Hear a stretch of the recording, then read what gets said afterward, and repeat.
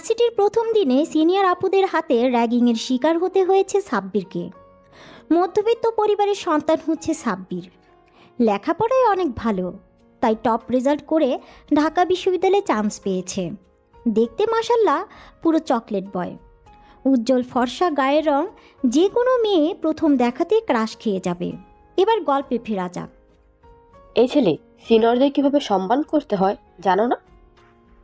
দেখতে তো পুরোই হাবাগোবা, মনে হচ্ছে ভাজা মাছটাও উল্টে খেতে জানে না। ভার্সিটিতে প্রথম দিনে সেই সিনিয়রদের সাথে বেয়াদবি করলি? ওদের কথা শুনে সাব্বির নিজের কাঁধের ব্যাগটা ঠিক করতে করতে বলে, আমি আপনাদের কখনো অসম্মান করলাম? এই ছেলে আপনার মুখে মুখে তর্ক করা হচ্ছে। ভার্সিটির প্রথম দিন সিনিয়রদেরকে সালাম দিতে হয়, জানিস না তুই? এই ভার্সিটিতে থাকতে হলে আমরা যা বলবো তাই শুনতে হবে, আর প্রতিদিনই এসে আমাদের আগে সালাম দিতে হবে। ভার্সিটিতে থাকতে হলে আপনাদের কথা শুনে চলতে হবে কেন? ভার্সিটি তো কারোর ব্যক্তিগত সম্পত্তি না। সবাই এখানে লেখাপড়া করার জন্য এসেছে। এখানে সবার সমান অধিকার আছে। তাহলে আমি আপনাদের কথা শুনে চলবো কেন? সাব্বিরের কথা শুনে বৃষ্টি ওদের টিমের লিডার মারিয়াকে বলল, দেখেছিস মারিয়া, এই ছেলের কত সাহস, তোর সামনে বেয়াদবি করছে, আর তুই কিছু না বলে চুপ করে আছিস। এই ছেলেকে শাস্তি দিতে হবে।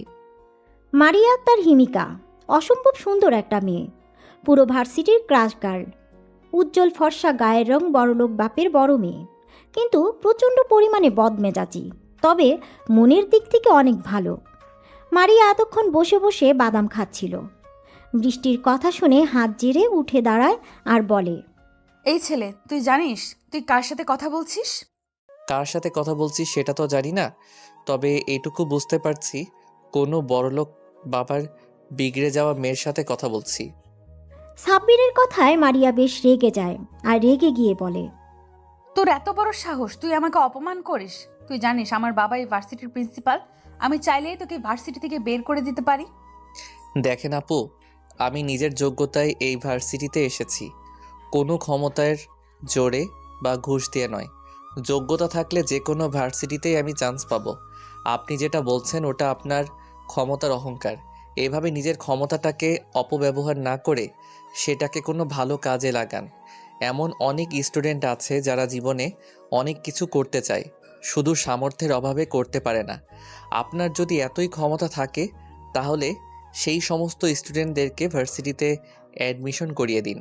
আমাদের মতো কিছু মধ্যবিত্ত ছেলেদের ভবিষ্যৎ এমন করে রাগের বশে নিজেদের খেয়াল খুশির জন্য নষ্ট না করে ওই সমস্ত গরিব পরিবারের ছেলেগুলোকে সাহায্য করুন। সাব্বিরের কথায় মারিয়া মুগ্ধ হয়ে ওর দিকে তাকিয়ে রইল। ছেলেটার কথাগুলো শুনে মারিয়া রাগ কখন যে পানি হয়ে গেছে সেটা নিজেও টের পায়নি। মারিয়া সাব্বিরের কথার মাঝেই এতটাই হারিয়ে গেছে যে ও কোনো কথাই বলছে না। মারিয়া কিছু বলছে না দেখে পাশ থেকে মারিয়ার বান্ধবী ছায়া বলল, এই ছেলে, তোর এই সমস্ত জ্ঞান তোর কাছেই রাখ, তো সাহস তো কম না। তুই আমাদের মারিয়ার মুখে মুখে কথা বলিস, তোকে তো আমি। কথাটা বলে ছায়া সাব্বিরের দিকে তেড়ে যেতে গেলে মারিয়া ছায়াকে থামিয়ে দিয়ে বলে, আমি কি করব না করব সেটা অবশ্যই তোর কাছ থেকে জানতে হবে না? সরি আপু, আমি যদি কোনো ভুল বলে থাকি তাহলে আমাকে ক্ষমা করে দেবেন।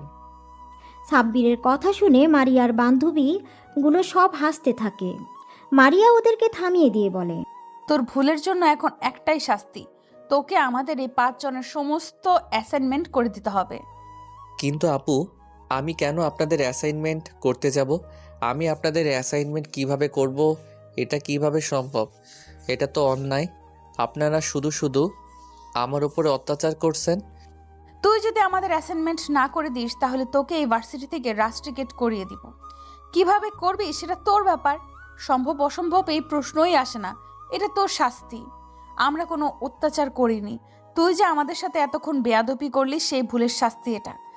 আর তোর সময়সীমা মাত্র 24 ঘন্টা, 24 ঘন্টার মধ্যে তোকে সমস্ত অ্যাসাইনমেন্ট কমপ্লিট করে ঠিক এই সময়ে কালকে আমাদের দিতে হবে। মারিয়ার কথাগুলো শেষ হলে ওর বান্ধবী বৃষ্টি অ্যাসাইনমেন্টের পেপারগুলো নিয়ে সাব্বিরের হাতে দেয়। তারপর ওরা চলে যায়। সাব্বির কী করবে বুঝে উঠতে পারছে না।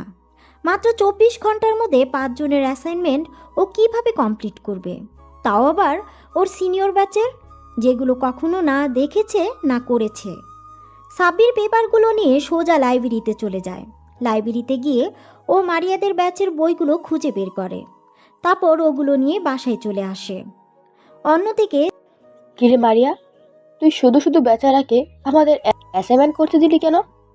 এগুলো তো আমরা আগেই কমপ্লিট করে রেখেছি, তাহলে আবার নতুন করে আমাদের অ্যাসাইনমেন্ট করতে দিলি যে? ফার্স্ট ইয়ারের স্টুডেন্ট সিনিয়র ব্যাচেলর অ্যাসাইনমেন্ট করতে দিয়েছে। 24 ঘন্টার মধ্যে, তাও আবার 5 জনের অ্যাসাইনমেন্ট, যেটা করা অসম্ভব।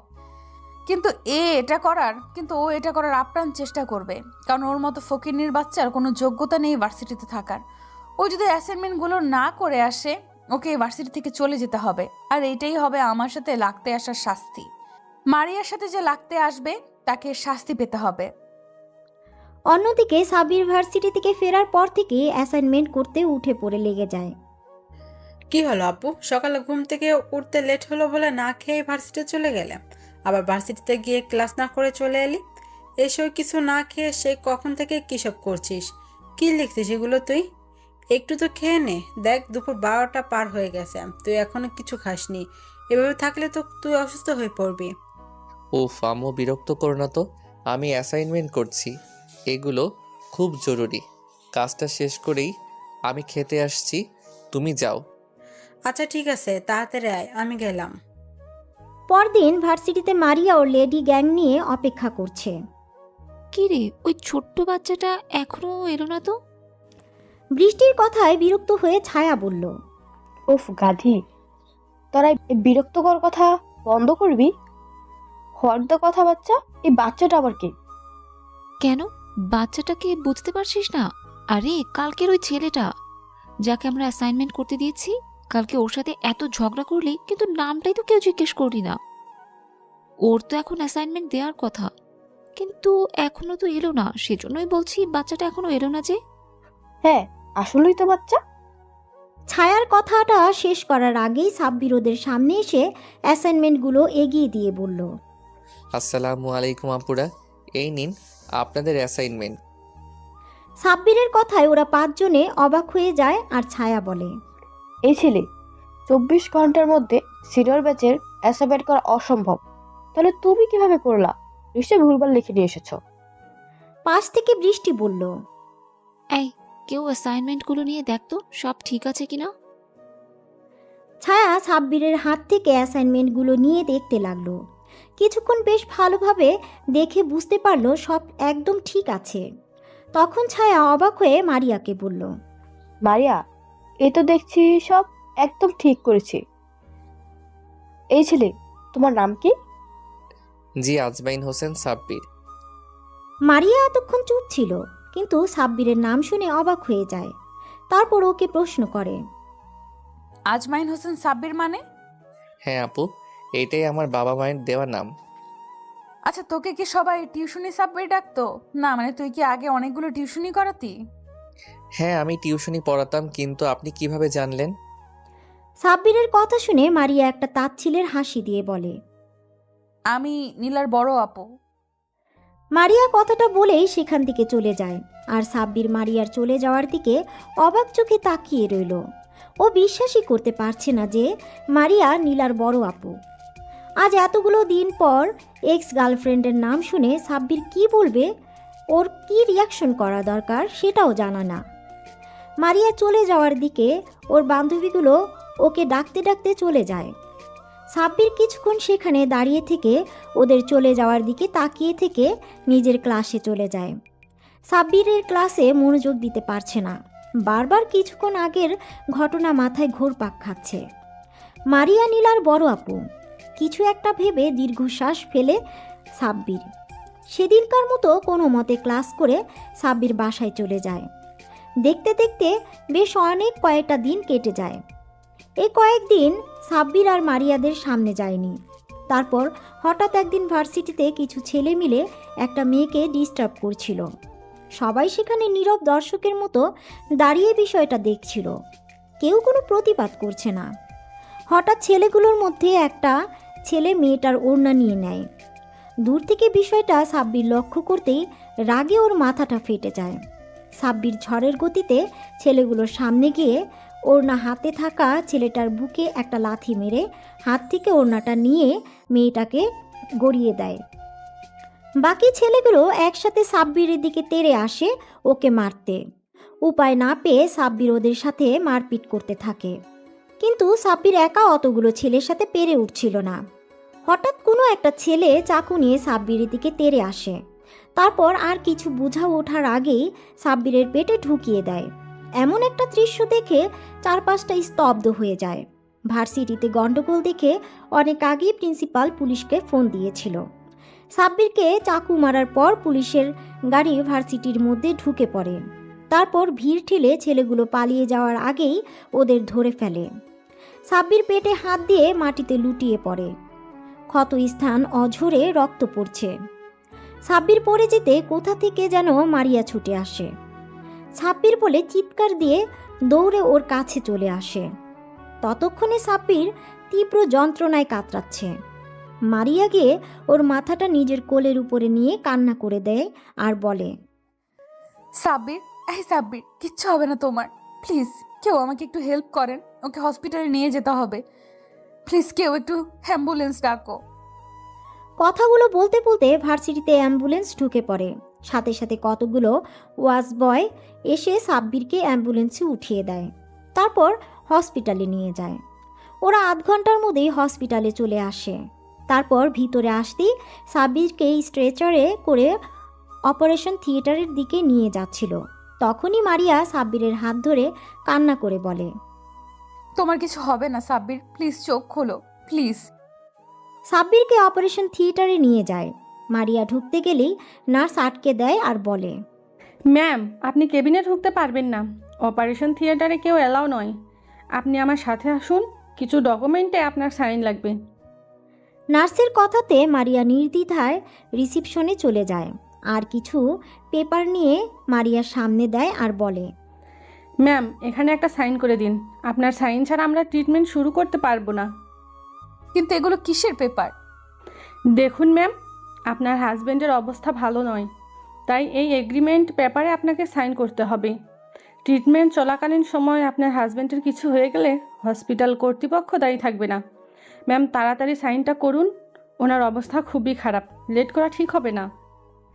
নার্সের মুখে হাজবেন্ড কথাটা শুনে মারিয়া অবাক হয়ে গেছে। তাও কিছু না ভেবেই পেপারে সাইন করে দিয়ে আবার দৌড়ে অপারেশন থিয়েটারের সামনে চলে যায়। মারিয়া হাউমাউ করে কান্না করছে। এর মাঝে মারিয়ার বান্ধবীরা চলে আসে। মারিয়াকে কান্না করতে দেখে ছায়া বলে, মারিয়া দোস্ত প্লিজ কান্না করিস না, দেখ সাব্বিরের কিচ্ছু হবে না। এবার সাব্বিরের আম্মু আব্বু কান্না করতে করতে হসপিটালে আসেন। ওদের সামনে এসে সাব্বিরের আম্মু কান্না করে মারিয়ার কাছে প্রশ্ন করে, সাব্বির, আমার সাব্বির, কি হয়েছে? সাব্বিরকে আম্মু, তুমি কান্নাকাটি করো না, আমাদের ছেলের কিচ্ছু হবে না। আমার ছেলে অতটা দুর্বল না যে সামান্য একটু আঘাতে হেরে যাবে। তুমি এইভাবে কান্না করলে অসুস্থ হয়ে পড়বে। পরে তোমার ছেলে যদি দেখে তার জন্য কান্নাকাটি করে তুমি অসুস্থ হয়ে পড়েছ, তাহলে ছেলেটা অনেক কষ্ট পাবে। তুমি কান্নাকাটি বন্ধ করো। সাব্বিরের আব্বুর কথাতে আম্মুর কান্না বন্ধ করার বৃথা চেষ্টা করে। আম্মু এতক্ষণ মারিয়াকে খেয়াল করেনি। ওদেরকে দেখে আব্বু প্রশ্ন করে, আচ্ছা মামুনিরা, তোমরা কি সাব্বিরের ফ্রেন্ড? জি আঙ্কেল, আমরা সাব্বিরের ফ্রেন্ড। আচ্ছা, তোমরা বলতে পারবে আমার ছেলের এই অবস্থা হলো কিভাবে? মন্ত্রীর ছেলে আকাশ ভার্সিটিতে একটা মেয়েকে টিস করছিল, অসভ্যতামি করছিল। কেউ একটু প্রতিবাদও করেনি। সাব্বির ওখানে গিয়ে মেয়েটাকে প্রোটেক্ট করে, ওদের সাথে মারপিট করে। তখন ওদের মধ্যে থেকে একটা ছেলে সাব্বিরের পেটে চাকু ঢুকিয়ে দেয়। কোনো কিছু বোঝার আগে সাব্বির মাটিতে লুটিয়ে পড়ে। কথাটা বলা শেষ হতে সাব্বিরের আম্মু আবারও কান্না শুরু করে দেয়। তখন মারিয়া আম্মুর কাছে গিয়ে সান্ত্বনা দিয়ে বলে, আন্টি, আপনি কান্না করেন না প্লিজ। আপনি কান্না করলে অসুস্থ হয়ে পড়বেন। দেখবেন আপনার ছেলের কিচ্ছু হবে না, ওর কিছু হতেই পারে না। আল্লাহর কাছে দোয়া করুন, আল্লাহ সব ঠিক করে দিবে। এরই মাঝে অপারেশন থিয়েটার থেকে একটা নার্স বেরিয়ে এসে বলে, এখানে পেশেন্টের বাসার লোক কে আছেন? নার্সের কথাতে সবাই নার্স সামনে আসে। আম্মু অস্থির হয়ে নার্সকে জিজ্ঞাসা করে, আমার সাব্বির কিছু হয়নি তো? ও ঠিক আছে? ও ঠিক হয়ে গেছে তো? অসুস্থ হয়ে গেছে তাই না? আমাকে একটা বার আমার কলিজার টুকরার কাছে যেতে দিন প্লিজ। আমি আমার সাব্বিরের কাছে যাব। ম্যাম আপনি শান্ত হন, পেশেন্টের অবস্থা খুবই খারাপ, ইমিডিয়েটলি ও পজিটিভ ব্লাডের প্রয়োজন, আপনারা জলদি ব্লাডের ব্যবস্থা করেন প্লিজ। নার্সের কথা শুনে সাব্বিরের আব্বু বলল, আমার রক্ত ও পজিটিভ, কিন্তু আমার সুগার আছে। এসব কথার মাঝে আম্মু অস্থির হয়ে বলে, আমার রক্ত নিন, যত রক্ত লাগে নিন, তবু আমার সাব্বিরকে আমার কাছে ফিরিয়ে দিন। সাব্বিরের আম্মু, তুমি কান্না থামাও। আমাদের ছেলের কিচ্ছু হবে না। তুমি ওকে কি করে রক্ত দেবে? তোমার রক্তের সাথে ওর রক্তের মিল নেই। দেখুন এসব বললে তো হবে না, রক্ত না পেলে পেশেন্টকে বাঁচানো যাবে না। ওদের কথা শেষ হতেই মারিয়া বলে, নার্স, আমার রক্তের গ্রুপ ও পজিটিভ, আমার সব কিছু নর্মাল, যত রক্ত লাগে আমার শরীর থেকে নিয়ে নিন। আপনি তাড়াতাড়ি ভিতরে আসুন। নার্স মারিয়াকে নিয়ে ভিতরে চলে যায়। শরীর থেকে 2 ব্যাগ রক্ত নেওয়া হয়। রক্ত দেওয়ার শেষে মারিয়া দাঁড়ানোর চেষ্টা করলে মাথা ঘুরে পড়ে যেতে নেয়। তখন নার্স ওকে ধরে শুয়ে দিয়ে বলে, আরে আরে আপনি উঠছেন কেন? শুয়ে কিছুক্ষণ রেস্ট নিন। নার্স বেরিয়ে গেলে সাব্বিরের আব্বু আম্মু মারিয়ার কেবিনে ঢুকে। আম্মু মারিয়ার সামনে বসে ওর একটা দুহাত হাতের মুঠোয় নিয়ে বলে, তুমি আজকে আমার ছেলের জন্য যা করলে এই ঋণ আমি কখনো শোধ করতে পারবো না মা। ছি ছি, আন্টি কি বলছেন এগুলো? এটা আমার কর্তব্য, এইভাবে বলবেন না। তোমার জন্য আজকে আমি আমার ছেলেকে ফিরে পেয়েছি। তোমার এই ঋণ আমি কিভাবে যে শোধ করব? এই মা, আন্টি কি বলছেন এগুলো? আমার কিচ্ছুর প্রয়োজন নেই। সাব্বির এখন সুস্থ আছে, তাতেই আমি খুশি। তুমি অনেক লক্ষ্যে একটা মেয়ে। তোমার কখনো যদি মনে হয় এই মায়ের থেকে কোনো কিছুর প্রয়োজন, তাহলে তুমি আমাকে অবশ্যই বলবে। আচ্ছা আন্টি। ওদের কথা শেষ হতে সাব্বিরের আব্বু মারিয়ার মাথার উপর হাত রেখে বলে, দোয়া করি মা, তুমি অনেক সুখী হও। আব্বুর কথায় মারিয়া মুচকি একটা হাসি দেয়। ওরা আরও কিছুক্ষণ কথা বলে। এর মাঝে নার্স এসে বলে সাব্বিরের জ্ঞান ফিরেছে। কথাটা শোনার সাথে সাথে মারিয়া ছুটে কেবিন থেকে বেরিয়ে সাব্বিরের কেবিনে চলে যায়। মারিয়ার এভাবে ছুটে যাওয়া দেখে সাব্বিরের আব্বু আম্মু অবাক হয়ে তাকিয়ে থাকে, কিন্তু বিষয়টা নিয়ে খুব একটা ভাবে না। তারপর ওরা সবাই সাব্বিরের কেবিনে গিয়ে দেখে ও মিটমিট করে তাকাচ্ছে। মারিয়া গিয়ে সাব্বিরের পাশে বসে, ওর একটা হাত হাতের মধ্যে নিয়ে বলে, তোমার এখন কেমন লাগছে? সাব্বির চোখ খুলে মারিয়াকে পাশে দেখে অবাক হয়ে যায়। পরক্ষণে আবার চারপাশে তাকিয়ে দেখে মারিয়ার বান্ধবী সহ ওর আব্বু আম্মু সেখানে দাঁড়িয়ে আছে। সাব্বিরের আব্বু আম্মুর দিকে তাকাতেই ওরা কাছে এসে দাঁড়ায়। আম্মু সাব্বিরের অন্য হাত ধরে কান্না করে দেয় আর বলে, তাকে কতবার বলেছি এসব মারপিট আর ঝামেলার মধ্যে জড়াবি না। তুই কখনো আমার কথা শুনবি না, সব সময় মারপিটের ভেতরে থাকবি। আজকে যদি তোর কিছু হয়ে যেত তাহলে আমাদের কি হতো? আমরা কি নিয়ে বাঁচতাম? তুই ছাড়া আমাদের আর কি আছে বল? আজকে যদি এই মেয়েটা না থাকতো, তোকে আমি কখনোই ফিরে পেতাম না। সাব্বিরের আম্মুর কথা শুনে মারিয়ার দিকে তাকায় আর প্রশ্ন করে, আম্মু কি বলছো তুমি এগুলো? আমি তো কিছুই বুঝতে পারছি না। উনি আমাকে বাঁচিয়েছে মানে? মেয়েটাই তোকে হাসপাতালে এনেছে, আমার 2 ব্যাগ রক্ত দিয়ে আজকে তোকে বাঁচিয়েছে। ওই তো তোকে হাসপাতাল নিয়ে এসেছে। আজকে যদি ও না থাকতো তাহলে কি যে হতো ভাবাই যাচ্ছে না। এটা ভাবতে আমার অন্তরাত্মা কেঁপে উঠছে। এরপর থেকে তুই কখনো যদি মারপিটে করিস তাহলে আমাকে আর কখনো আম্মু বলে ডাকবি না। তুই আজকে আমাকে কথা দে, তুই আর কখনো মারপিটের ভিতরে যাবি না। ওর আম্মুর কথা শুনে মারিয়ার দিকে তাকায় আর ওর আম্মুকে উত্তর দেয়, আম্মু, আমি কথা দিলাম আর কখনো মারামারি ভিতরে যাব না। ওদের কথা শেষ হতে মারিয়া সাব্বিরের আম্মুকে বলে, আন্টি আপনি সাব্বিরের কাছে থাকেন, আমি বাসায় গেলাম। বাসায় ফিরতে লেট হলে আব্বু অনেক টেনশন করবে। আচ্ছা মা, তুমি যাও। আর হ্যাঁ, কখনো যদি কিছু সাহায্যের প্রয়োজন হয় তাহলে অবশ্যই আমাকে বলবে। আম্মুর কথার পরিবর্তে মারিয়া মুচকি একটা হাসি দেয়। তারপর চলে যাওয়ার সময় মারিয়ার বান্ধবীগুলো সবাই সাব্বিরের সাথে কথা বলে যায়। সবাই চলে যেতেই সাব্বির কিছু একটা ভেবে মুচকি একটা হাসি দেয়। আব্বু আম্মু ওকে এমন করে হাসতে দেখে ভ্রু কুঁচকে জিজ্ঞাসা করে, কি হলো আব্বু, তুই হাসছিস কেন? না না, কিছু না তো, এমনি। আচ্ছা আব্বু, একটা কথা জিজ্ঞেস করব? আম্মু, তুমি আমাকে কিছু জিজ্ঞেস করবে, তার জন্য পারমিশন নিতে হবে? তুমি নিশ্চিন্তে আমাকে বলো কি বলতে চাও। আব্বু, তুই কি মেয়েটাকে ভালোবাসিস? আম্মুর মুখে এরকম কথা শুনে সাব্বির অবাক হয়ে আম্মুর দিকে তাকিয়ে বলে, আম্মু, কী সব বলছো? তোমার মাথা ঠিক আছে? ওই মেয়েটা আমাদের ভার্সিটির সিনিয়র, আমার থেকে 2 বছরের সিনিয়র। আমার ওর সাথে তেমনভাবে কোনো পরিচয়ই নেই, তাহলে সম্পর্ক হবে কিভাবে? কিন্তু মেয়েটা যে বললো ও তোর ফ্রেন্ড, তাছাড়া মেয়েটাকে দেখে মনে হলো তোকে প্রচন্ড পরিমাণে ভালোবাসে। আম্মু, তুমি ভুল ভাবছো। দেখ আব্বু, আমি তোর আম্মু, আমাকে ঠিক ভুল চেনাতে আসিস না। আমি মেয়েটার চোখে তোর জন্য এক বুক পরিমাণ কষ্ট আর ভালোবাসা দেখেছি, আর তুই কেমন ওদিকে মায়া ভরা দৃষ্টিতে তাকিয়েছিলি। জানিস তো, মায়ের চোখে সন্তান কখনোই ফাঁকি দিতে পারে না। তুমি ঠিক বলছো। এই বিষয়টা আমিও লক্ষ্য করেছি, শুধু বলতে পারছিলাম না। আব্বু আম্মু, তোমরা কি একটু থামবে? আমাকে তোমরা কিছু বলার সুযোগই দিচ্ছ না। তোমরা যে মেয়েটাকে নিয়ে এত আকাশ পাতাল চিন্তা করছো, জানো মেয়েটাকে? এর কথায় আব্বু আম্মু নীরব হয়ে ওর দিকে তাকিয়ে বলে, ওই মেয়েটার কেউ নয়, ও হচ্ছে নীলা, আর বড় বোন। সাব্বিরের মুখে নীলা নামটা শুনে আব্বু আম্মু অবাক হয়ে গেল। নীলার বড় আপু যে এই মেয়েটা মানে মারিয়া, সেটা শুনে আরও অবাক হয়ে গেল। আব্বু আম্মু অনেকক্ষণ চুপ করে সাব্বিরের মুখের দিকে তাকিয়ে রইল।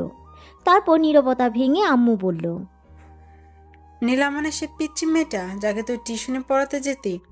এই মেয়েটা নীলার বড় বোন, কিন্তু এর সাথে তো নীলা কোনো মিল নেই।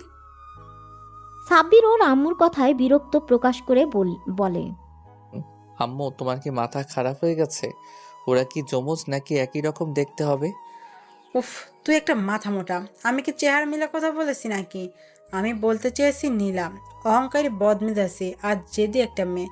শুধু নিজের জেদটাকে ধরে রাখতে তোর সাথে মিথ্যা ভালোবাসা অভিনয় করে তোকে মৃত্যুর মুখে ঠেলে দিয়েছিল, আর সেই মেয়ের বড় বোনে আজকে তোকে মৃত্যুর পর থেকে বাঁচিয়ে আনলো।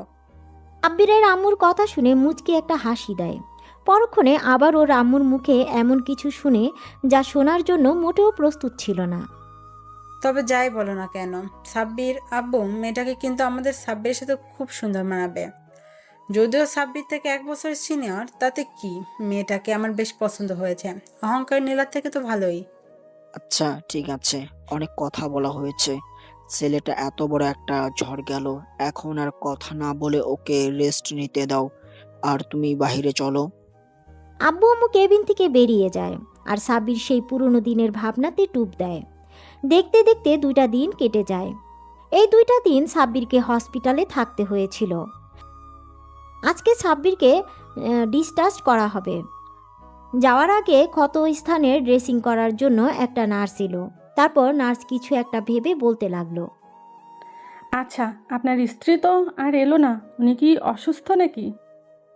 নার্সের কথা শুনে সাব্বির যেন আকাশ থেকে পড়ল। ভাবছে ওর আবার বউ আসলো কোথা থেকে? সেখানে এখন অবধি বিয়েটাই করলো না, সেখানে আবার বউ। সাব্বির অবাক হয়ে বলল, আমার বউ মানে? কেন, সেদিন ম্যাডামই তো আপনাকে হসপিটালে আনলো, ব্লাড দিল, এমনকি এগ্রিমেন্ট পেপারে সাইন করলো। সত্যি ভাগ্য করে এমন একটা বউ পেয়েছেন। উনি যদি আপনাকে হসপিটালে আনতে আর কয়েক মিনিট লেট করতো, তাহলে হয়তো আর আপনাকে বাঁচানো যেত না। তাছাড়া ম্যাডাম যে পরিমাণে কান্না করেছে আপনি ভাবতেও পারবেন না। যতক্ষণ আপনার ট্রিটমেন্ট হয়েছে ততক্ষণ উনি পাগলের মতো কান্না করেছে। আপনার জন্য যে পরিমাণে পাগলামি করছিল তাতে তো স্পষ্ট বোঝা যায় উনি আপনার স্ত্রী আর আপনাকে প্রচণ্ড পরিমাণে ভালোবাসে। নার্সের কথা শুনে সাব্বিরের অবাকের উপর অবাক হচ্ছে। ভাবতেই পারছে না ওরই এক্স গার্লফ্রেন্ডের বড় বোন নাকি ওর জন্য কান্না করেছে, এমনকি ওর জন্য এত কিছু করেছে। সাব্বিরের মনে এখন একটা প্রশ্নই ঘুরপাক খাচ্ছে, আর সেটা মারিয়া ওর জন্য এত কিছু কেন করেছে? তাহলে কি আম্মু যেটা বলল সেটাই সত্যি? কিন্তু সেটা কিভাবে সম্ভব? সাব্বির বারবার নিজেকে প্রশ্ন করছে। নার্সের ড্রেসিং করা হয়ে গেলে চলে যাচ্ছিল, কিন্তু কিছু একটা মনে করে আবার ফিরে এসে বলল, আর হ্যাঁ, দোয়া করি আপনারা দুজন অনেক সুখী হন। জানেন তো, লাইফ পার্টনার হিসেবে এমন কাউকে পাওয়াটা অনেক ভাগ্যের ব্যাপার। তাকে সবসময় ভালোবাসার মানুষটাকে আগলে রাখবেন। সাব্বিরকে ডিসচার্জ করা হলে ও আব্বু আম্মুর সাথে বাসায় ফিরে আসে। দেখতে দেখতে আরও 1 সপ্তাহ কেটে যায়। এর মাঝে মারিয়া একবারও সাব্বিরের খোঁজ খবর নেয়নি। পুরো 1 মাস লেগে গেল সাব্বির সুস্থ হতে। আর সুস্থ হতে ভার্সিটিতে যাবে বলে ঠিক করে। সাব্বির রেডি হয়ে আম্মুকে বলে ভার্সিটির উদ্দেশ্যে বেরিয়ে পড়ে। তারপর ক্যাম্পাসে এসে সাব্বির বারবার এদিক ওদিক মারিয়াকে খুঁজছিল। কেন জানি না, সাব্বির এই 1টা মাস মারিয়াকে অনেক মিস করেছে।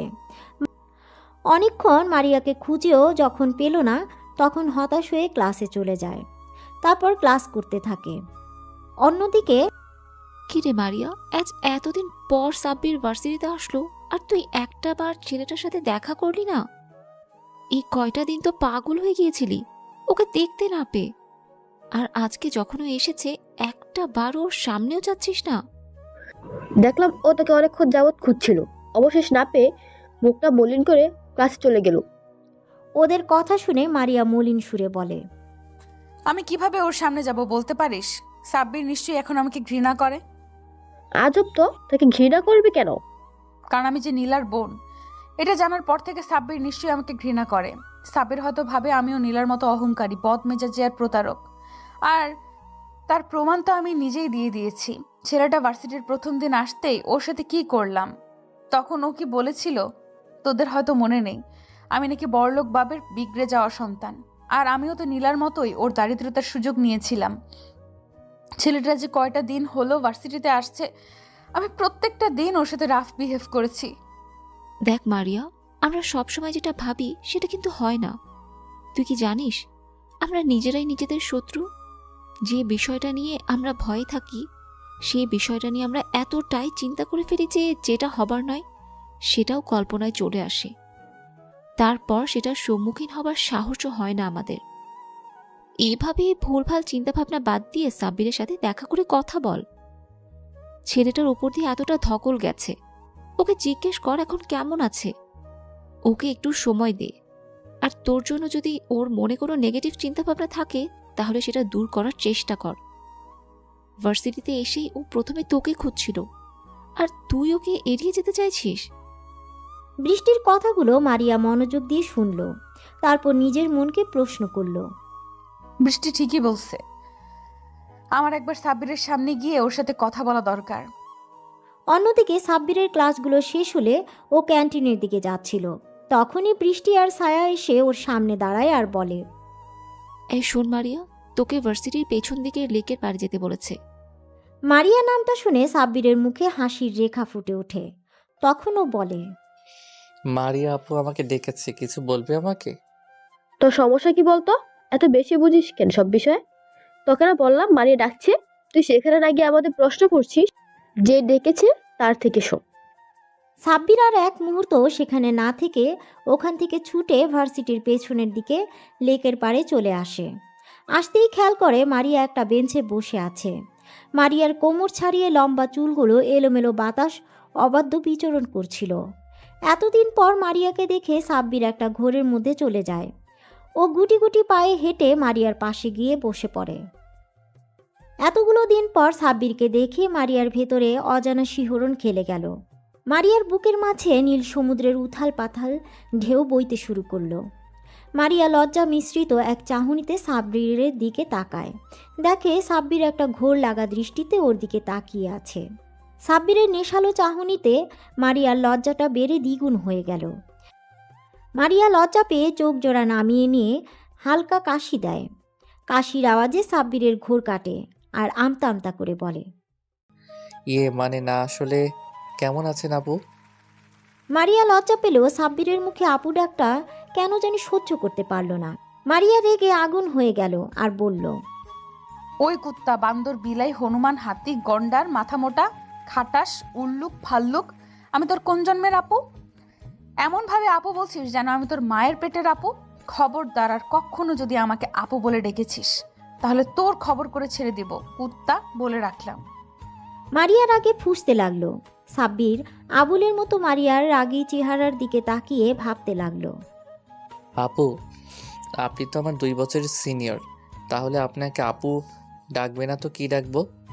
কি বলে ডাকবি মানে? আমার একটা সুন্দর নাম আছে, তুই জানিস না?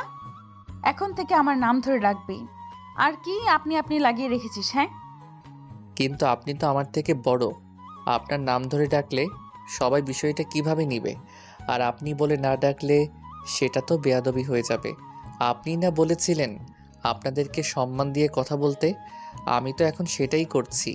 তাহলে এত অভিযোগ কেন? একবার বলেছি শুনতে পাসনি? আমি বলেছি মানে তুই আমার নাম ধরেই আর তুমি করেই ডাকবি। মারিয়া বলেই কিছুক্ষণ চুপ করে থেকে তারপর নিজেকে বেশ স্বাভাবিক করে শান্ত গলায় বলল। এখন কেমন আছো তুমি? মারিয়ার মুখে তুমি ডাকটা শুনে সাব্বিরের ভেতরে মৃদু বাতাস বয়ে গেল।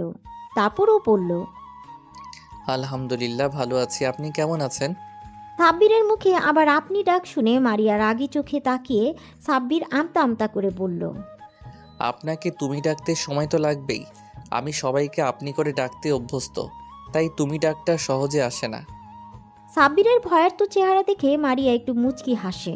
তখনও জিজ্ঞাসা করে, আচ্ছা, তোমাকে একটা কথা বলবো, যদি কিছু মনে না করো। কি কথা বলো? আর মনে করার কি আছে? আমি তোমার কোনো কথাতেই কিছু মনে করব না, তুমি নির্দ্বিধায় বলো। তুমি তো নীলার আপু, অথচ নীলার স্বভাবের সাথে তোমার কোনো মিল নেই। দুজনে দুই মুদ্রার উল্টো পিঠ। তুমি এতটা আলাদা কেন? এই প্রশ্নটা আমার মনে বারবার ঘুরপাক খাচ্ছে। এর জন্য তুমি এতটা ভয় পাচ্ছিলে? তবে হ্যাঁ, তুমি কথাটা ঠিক বলেছ। আমি আর নীলা দুজনেই দুই রকম। নীলার সাথে আমার কোনো মিল নেই। নীলার অতিরিক্ত অহংকার করত। ওর এই অহংকার আর জেদের জন্যই হয়তো ওকে শাস্তি পেতে হয়েছে। শাস্তি পেয়েছে মানে? কি বলছো তুমি? আমি তো কিছুই বুঝতে পারছি না। নীলা তোমার সাথে যেটা করেছে ঠিক এইরকম ভাবে আরো অনেক ছেলের সাথে এইরকম করেছে। কিন্তু ওই যে কথায় আছে না, পাপের ঘড়া পূর্ণ হয়ে গেলে পাপের শাস্তি হবেই হবে। নীলার এমন কাজে অনেক ছেলেই ওর উপর ক্ষিপ্ত ছিল। তারপর ও যখন মন্ত্রীর ছেলে আকাশের একটা ফ্রেন্ডের সাথে ঠিক একইভাবে গেমের অভিনয় করে, তখন আকাশ অনেক ক্ষিপ্ত হয়ে যায়। এরপর একদিন নীলাকে জোর করে তাকে তুলে নিয়ে গিয়ে ধর্ষণ করে মেরে ফেলে। মারিয়ার এমন কথা শুনে সাব্বিরের পুরো পৃথিবী যেন থমকে গেছে। ও বিশ্বাসই করতে পারছে না নীলা আর নেই। আপনাদের সবার মনে হয়তো প্রশ্ন থাকতে পারে, সাব্বিরের সাথে কি এমন করেছিল নীলা। আসুন তবে আপনাদের সব ঘটনা খুলে বলি। সাব্বির মধ্যবিত্ত পরিবারের ছেলে। সাব্বিরের আব্বু হঠাৎ অসুস্থ হয়ে পড়ায় সেই মুহূর্তে সাব্বিরকে পরিবারের হাল ধরতে হয়েছিল। নীলা ছিল সাব্বিরের প্রথম ছাত্রী। সাব্বির প্রথম থেকেই নীলাকে অনেক স্নেহ করত, কিন্তু নীলার কাছে সেগুলো বিরক্ত লাগত। তারপরে নীলার আব্বু আম্মু সাব্বিরের প্রতি অতিরিক্ত কেয়ার আর ভালো মানসিকতা দেখে নীলা রাগে, হিংসায় আর জেদের জন্য সাব্বিরের সাথে ভালোবাসার নাটক করে। সাব্বির যখন ওর প্রেমের প্রস্তাবে রাজি হচ্ছিল না, তখন নীলা সুইসাইডের নাটক করছিল। ফলস্বরূপ সাব্বিরকে বাধ্য হয়ে রাজি হয়ে যেতে হয়েছিল। তারপরও সাব্বির ওদের সম্পর্কটা নিয়ে খুবই দ্বিধায় ছিল, কারণ নীলা খুবই ছোট ছোট ড্রেস পরতো আর নাইট ক্লাবে গিয়ে অন্য ছেলেদের সাথে পার্টি করত, ড্রিঙ্কস করত। এক কথায় নীলার এরকম চলাফেরা সাব্বিরের মোটেও পছন্দ ছিল না। কিন্তু সাব্বির মানা করলে নীলা ওকে অনেক কথা শুনিয়ে দিত। তারপর একদিন রাতে সাব্বির টিউশনি শেষ করে বাসায় ফেরার পথে দেখে একটা গাড়ির মধ্যে একটা মেয়ে আর একটা ছেলে অন্তরঙ্গ অবস্থায় আছে। সাব্বির দেখেও এড়িয়ে যাচ্ছিল। ঠিক সেই সময় গাড়ির ভেতর থেকে মেয়েটার খুবই বিশ্রী একটা আওয়াজ শুনতে পায়। সাব্বিরের কেন জানি ভয়েসটা খুবই চেনা চেনা লাগছিল। তখনও গাড়ির জানালার কাছে গিয়ে দেখে নীলা একটা ছেলেকে কিস করছে। এসব দেখে সাব্বিরের মাথায় যেন আকাশ ভেঙে পড়ল। সাব্বির বিশ্বাসই করতে পারছিল না যে নীলা এরকম করবে ওর সাথে। নীলা খুবই বাজেভাবে চলাফেরা করলেও এটুকু সাব্বিরের বিশ্বাস ছিল যে ও কখনো এমন কাজ করতে পারে না। কিন্তু সেদিন ওকে এরকম অবস্থায় দেখে সাব্বিরের বলার ভাষা হারিয়ে ফেলেছিল। তারপর সাব্বির গাড়ির দরজায় টোকা দিতেই নীলা ছেলেটাকে ছেড়ে দিয়ে গাড়ির জানালা নামিয়ে দেখে সাব্বির দাঁড়িয়ে আছে। নীলা ড্রিঙ্কস করে পুরো মাতাল হয়ে আছে, ওর কোনো হুঁশই নেই। ও কি করছে জানে না। সাব্বিরকে দেখে নীলা মাতাল অবস্থায় বলে, এই ফকিন্নির বাচ্চা, ছোট লোকের বাচ্চা, তুই এখানে কি করছিস? চলে যা এখান থেকে। আমি আমার বেবির সাথে রোম্যান্স করছি, দেখতে পাচ্ছিস না? ছোট লোকের বাচ্চা। নীলার মুখে এমন কথা শুনে আর চোখের সামনে এসব দৃশ্য দেখে সাব্বির আর নিজেকে কন্ট্রোল করতে পারে না। সাব্বিরের চোখ দিয়ে দু ফোঁটা পানি গড়িয়ে পড়ে। সাব্বিরের চোখের কোণে জমে থাকা পানিটা মুছে নিয়ে চলে যায় আর নীলা ওকে বকা দিতে থাকে। ওই ঘটনার পর বেশ কয়েকটা দিন কেটে যায়। সাব্বির আর নীলার সাথে দেখা করেনি আর ওকে টিউশনিও পড়াতে যায়নি। নীলার আম্মু প্রতিদিনই সাব্বিরের খোঁজ করে, সাব্বির কেন টিউশনি করাতে আসছে না। নীলার আম্মু সাব্বিরকে ফোন দিয়ে টিউশনি পড়াতে আমার জন্য অনেক রিকোয়েস্ট করে। আর সেই মুহূর্তে সাব্বিরের টাকার প্রয়োজন ছিল আব্বু ট্রিটমেন্টের জন্য। সাব্বির বাধ্য হয়ে নীলাদের বাসায় যায়। সাব্বির নীলার আম্মুর সাথে বেশ কিছুক্ষণ কুশল বিনিময় করে নীলাকে পড়ানোর জন্য ওর রুমে যায়। নীলার রুমে আসতেই ও ভদ্র মেয়ের মতো পড়তে বসে। পড়া শেষ হতেই যখনই সাব্বির চলে আসতে যাবে তখনই নীলা পেছন থেকে সাব্বিরের হাত ধরে বলে, কি হলো, তুমি চলে যাচ্ছ কেন? আর তুমি এই কদিন আমার সাথে কথা বলনি কেন? আমার খোঁজও নেওনি কেন বেবি? নীলার মুখে এই সমস্ত কথা শুনে সাব্বির তাচ্ছিলের একটা হাসি দিয়ে বলে, আমি বামন হয়ে চাঁদ ধরতে পারি না, তাই এই সম্পর্কটা আমার পক্ষে রাখা সম্ভব না। তাছাড়া তোমার তো প্রেমিকের অভাব নেই। তোমার শরীরের খিদে মেটানোর জন্য অনেকেই আছে, সেটা আমি সেদিন নিজের চোখেই দেখেছি। সেদিন গাড়িতে থাকো, আর কোনো কথা বলতে চাই না। ভালো থাকবে তুমি। সাব্বিরের এরকম কথা শুনে নীলা বুঝতে পারে ওর সবটা সাব্বির জেনে গেছে। তারপরও নীলার রাগ হচ্ছে, ওর মতো 2 টাকার একটা ফকিন্নির বাচ্চা ওকে তেজ দেখিয়ে কথা বলছে, ওকে রিকোয়েস্ট করছে। বিষয়টা নীলা কিছুতেই মেনে নিতে পারেনি, তাই বলতে লাগলো, এই তোর এত বড় সাহস, তুই এই নীলাকে রিজেক্ট করছিস? এরপর যেটা হবে এর জন্য তুই দায়ী থাকবি। নীলার কথা শুনে সাব্বির বলে, আপনি তো আমার অনেক বড় উপকার করেছেন। এরপর থেকে হয়তো দ্বিতীয়বার আর কাউকে বিশ্বাস করতে পারবো না। আমার ভাগ্যে যেটা আছে সেটা হবেই। আপনাদের সামান্য কথায় আমার কিছু যায় আসে না। ভালো থাকবেন, আর ধন্যবাদ সব কিছুর জন্য। সাব্বির বাসা থেকে বেরিয়ে পড়ে আর যাওয়ার আগেই নীলার আম্মুকে বলে ও আজ থেকে নীলাকে পড়াতে আসবে না। নীলার আম্মু বারবার ওকে জিজ্ঞাসা করলেও সাব্বির কিছু না বলেই চলে যায়। তারপর 2-3 দিন পর সাব্বির টিউশনি পড়িয়ে বাসায় আসছিল। ঠিক সেই মুহূর্তে একটা মেয়ে সাব্বিরের সামনে এসে বলে, ভাইয়া প্লিজ হেল্প করেন, প্লিজ ভাইয়া, আমার বান্ধবীকে কিছু ছেলে তুলে নিয়ে গেছে। মেয়েটির কথা শুনে সাব্বির বলে, ভয় পেও না আপু, আমি হেল্প করব তোমাকে। ওরা কোনো দিকে নিয়ে গেছে, আমাকে বলো। কথাগুলো বলে মেয়েটা সাব্বিরকে নিয়ে একটা পুরাতন গোডাউনের দিকে নিয়ে যায়। তারপর সেখানে যেতেই সাব্বির অবাক হয়ে যায়, কারণ গোডাউনের ভিতরে কেউ ছিল না। ভেতরে আসতেই মেয়েটা খুব বিশ্রীভাবে হাসতে থাকে। কি হলো আপু, তুমি এভাবে হাসছো কেন? এখানে তো কেউ নেই। আর তুমি না বললে তোমার বান্ধবীকে কারা এখানে নিয়ে আসছে? তাহলে তুমি আমাকে মিথ্যে বলে এখানে নিয়ে আসলে কেন? খেলা তো এবার শুরু হবে মেরি জান। কথাগুলো বলেই মেয়েটা নিজের জামাকাপড় ছিঁড়তে থাকে আর চিৎকার করে মানুষজন ডাকতে থাকে। মেয়েটার এমন চিৎকার শুনে সাথে সাথেই কিছু লোকজন এসে সেখানে উপস্থিত হয়। তারপর মেয়েটার এই অবস্থা দেখে সবাই ভাবে সাব্বির হয়তো মেয়েটাকে ধর্ষণ করছিল, তাই ওকে এলোপাথারি মারতে শুরু করে। ওদের মাঝে একটা লোক পুলিশকে ফোন করে সাব্বিরকে পুলিশে দেয়। আর সবটাই নীলার প্ল্যান ছিল। আর ভাগ্যটা সেদিন সাব্বিরের সাথে ছিল। ওই থানার ওসি সাব্বিরের আব্বুর বন্ধু ছিল। উনি সাব্বিরকে খুব ভালোভাবেই চিনত। সাব্বির এরকম কোনো কাজ করতে পারে না, সেটা ওসি জানতো। তাই উনি সবটা খোঁজ খবর নিয়ে বুঝতে পারে সবটা একটা প্ল্যান ছিল। আর সেখানে এই ঘটনাটা সেই এরিয়ার সিসিটিভি ক্যামেরায় সব ধরা পড়ে যায়। তখন সাব্বিরকে ওসি ছেড়ে দেয়। সাব্বিরের আব্বু আম্মু এতটাই ভয় পেয়ে গিয়েছিল যে সেদিনই সাব্বিরকে নিয়ে এলাকা ছেড়ে চলে যায়। তারপর আর কি, বাকিটুকু তো আপনারা জেনে গেছেন। নীলা নিজের পাপে শাস্তি পেয়েছে। অন্যদিকে সাব্বির খুব কষ্ট করে আর পরিশ্রম করে অনেক ভালো রেজাল্ট করে এই ভার্সিটিতে চান্স পায়, তাই ওকে আবারও ঢাকাতে ফিরে আসতে হয়েছে। সাব্বির কখনো ভাবিনি যে এখানে এসে নীলার সম্পর্কে এরকম কথা শুনতে হবে। তো বর্তমানে ফেরা যাক। সাব্বির মারিয়ার মুখোমুখি বসে আছে।